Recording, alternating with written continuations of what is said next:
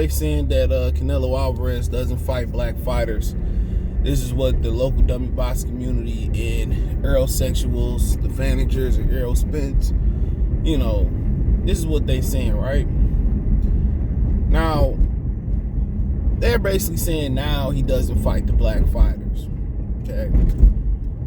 But you can say that about most of the top dogs in boxing that, once they get the money, get a lot of money for what they fight. What's the difference of, me fighting for 20 million instead of 25 million and the opponent, I'm fighting a regular opponent for 20, I'm just using a hypothetical, and I'm fighting a really, really tough opponent in my mind for 25, I'm going to take the 20 just like Canelo. That's how most of those big A-side fighters think. You know what I'm saying? Floyd Mayweather, once he got over the hump versus Oscar, man, the only brother he gave a chance was Shane Mosley. He didn't fight Paul Williams. He didn't fight Joshua Clottey. Matter of fact, he retired.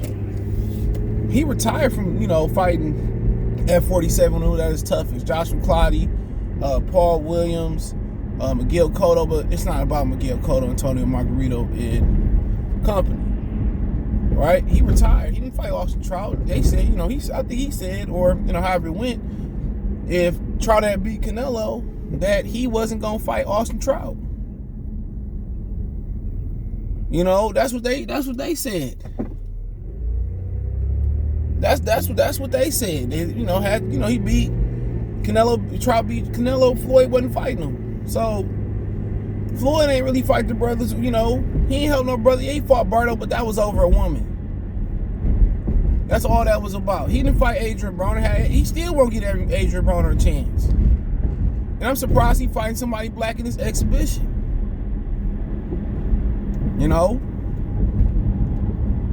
So Canelo already paid his dues. What's the brothers that the Charlos fought? What's the top fighters he fought? J-Rock, Jamal. And you see when you put, you put them in with another brother, they start to struggle. Oh, Errol Spence, Errol Spence, and the Charlo champions, Jermell and Jamal. When you put them in there with the brothers, it started to be a little bit more equal. And that's how I go even for Terrence Crawford. That's why the brothers don't want to fight each other. The brothers don't need Canelo. The brothers can just go ahead and fight each other. They could. And cut Canelo out the game. Andrade, Charlo, Danny Jacobs. Whoever in the hell else out there. They can cut them clean out the game. Come on, nobody care about no Canelo beef, bro. Not in America. Only in America. But at least Canelo has some record of fighting Erislandy Lara, Austin Trout, Daniel Jacobs. Jamal still ain't fought Daniel Jacobs to this day.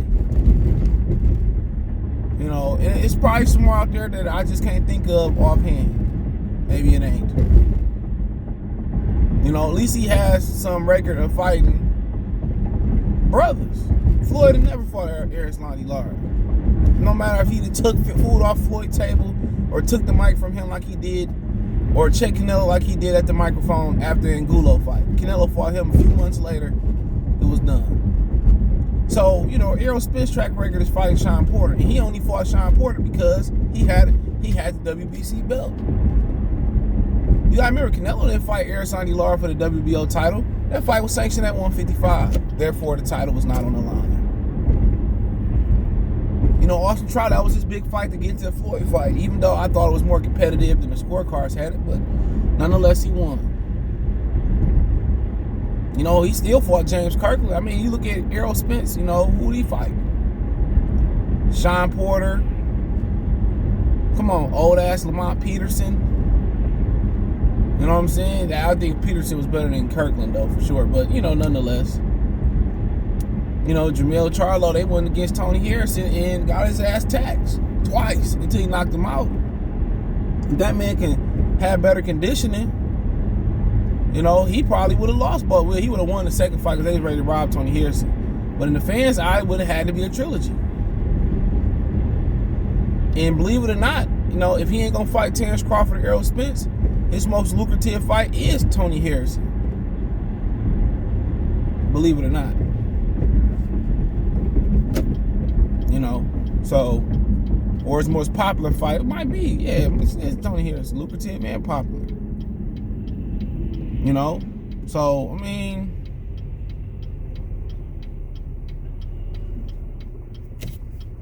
but it is what it is. So, you look at their track record, when Jamal Charlo fought J-Rock, he was getting outpointed. His power and his chin bailed him out in that fight. When Jamel fought John Jackson, he was getting his ass beaten. John Jackson just stopped punching. He did the Charles Martin challenge, aka the mannequin challenge. So, we can keep going on and on. We can keep going on and on about this.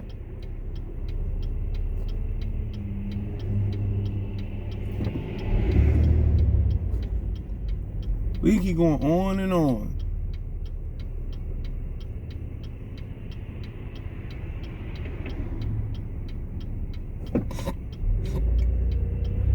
So, so at least he has some track record of fighting the brothers.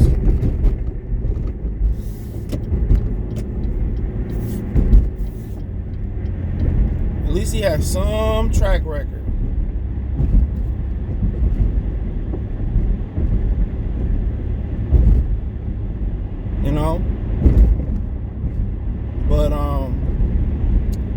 But yeah, when Errol Spence and the Charlo twins gonna get back to fighting top black competition.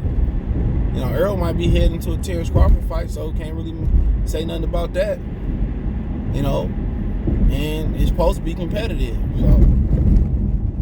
So, Jamal, he out here,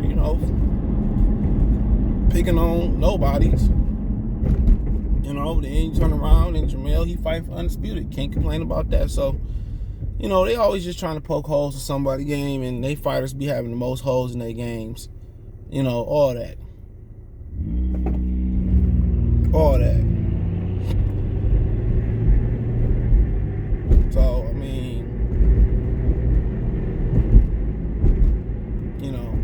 but, I ain't want to defend Canelo, but I'm just saying, all of a sudden now, he ducking Errol Spence. I'm like, man, dog, y'all just be trying to clout chase. That's all that is. And don't nobody in this world believe that.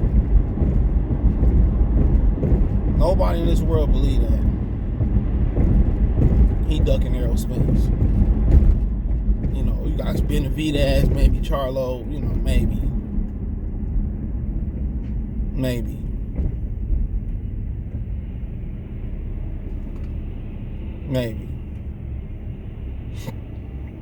But, that is what it is, man.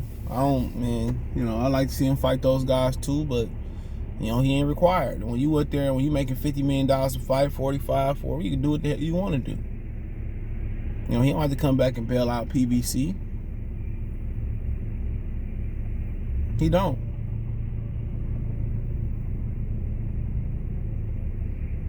But like I said, it is what it is. They gonna continue to find narratives, no matter how many times you debunk, no matter how felonious the narratives is. That's what they gonna do. And then turn around talking about they the best on YouTube. Like, nigga, like, bro, you ain't the best at nothing. You the best at creating narratives. You know what I'm saying? That's it.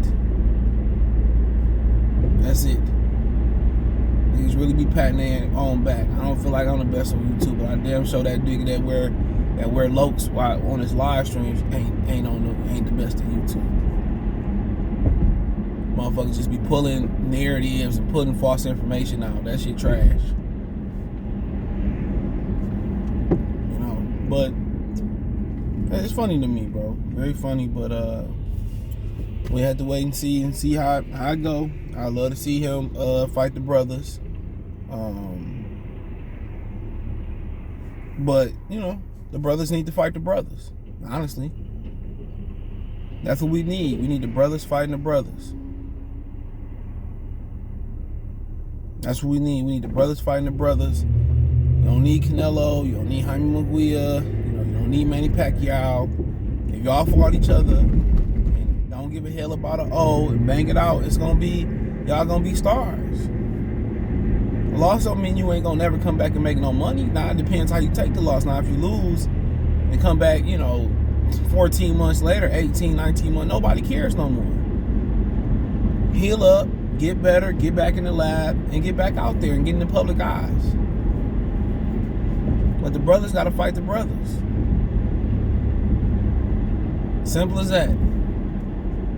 So, yeah, let me know what you girls and guys think, man. Thumbs up the video, share the video, subscribe to the channel, and subscribe button is the bell icon button. Hit all notifications, increase your chance of notification. We go live with our video. Financially, you can reach me. You can donate, Cash App, $ CJGood313, Venmo, CJGood313, PayPal link in the description. Best with a donate, comment, thumbs up the video, share the video, subscribe to the channel, and subscribe button is the bell icon button. All my links. You can find me on Twitter, Twitch, Instagram, Spotify, all of my link tree, Cash App, Venmo, PayPal. 2 is the first link in the description. Find me everywhere. Peace.